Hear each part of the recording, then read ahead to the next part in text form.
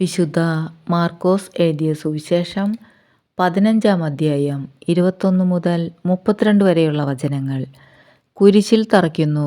അലക്സാണ്ടറിൻ്റെയും റൂഫസിൻ്റെയും പിതാവായ കിറേനക്കാരൻ ശിമിയോൻ നാട്ടിൻപുറത്തു നിന്ന് വന്ന് അതിലെ കടന്നു പോവുകയായിരുന്നു. യേശുവിൻ്റെ കുരിശു ചുമക്കാൻ അവർ അവനെ നിർബന്ധിച്ചു. തലയോടിടം എന്നർത്ഥമുള്ള ഗോൽഗോഥയിൽ അവർ അവനെ കൊണ്ടുവന്നു. മീറ കലർത്തിയ വീഞ്ഞ് അവർ അവന് കൊടുത്തു. അവൻ അത് കുടിച്ചില്ല. പിന്നീട് അവർ അവനെ കുരിശിൽ തറച്ചു. അതിനുശേഷം അവർ അവൻ്റെ വസ്ത്രങ്ങൾ ഭാഗിച്ച് ഓരോരുത്തരും എടുക്കേണ്ട വീതത്തിന് കുറിയിട്ടു.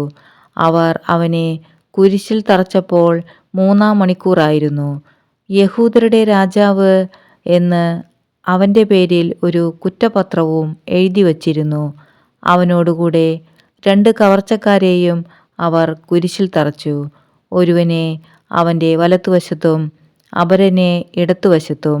അതിലെ കടന്നുപോയവർ തല കുലുക്കിക്കൊണ്ട് അവനെ ദുഷിച്ചു പറഞ്ഞു: ദേവാലയം നശിപ്പിച്ച് 3 ദിവസം കൊണ്ട് വീണ്ടും പണിയുന്നവനെ, നിന്നെ തന്നെ രക്ഷിക്കുക.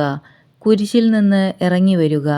അതുപോലെ തന്നെ പുരോഹിത പ്രമുഖന്മാരും നിയമജ്ഞരും പരിഹാസപൂർവം പരസ്പരം പറഞ്ഞു: ഇവൻ മറ്റുള്ളവരെ രക്ഷിച്ചു, തന്നെ തന്നെ രക്ഷിക്കാൻ ഇവന് സാധിക്കുന്നില്ല. ഞങ്ങൾ കണ്ട് വിശ്വസിക്കുന്നതിന് വേണ്ടി ഇസ്രായേലിൻ്റെ രാജാവായ ക്രിസ്തു ഇപ്പോൾ കുരിശിൽ നിന്ന് ഇറങ്ങി വരട്ടെ. അവനോടൊപ്പം ക്രൂശിക്കപ്പെട്ടവരും അവനെ പരിഹസിച്ചു.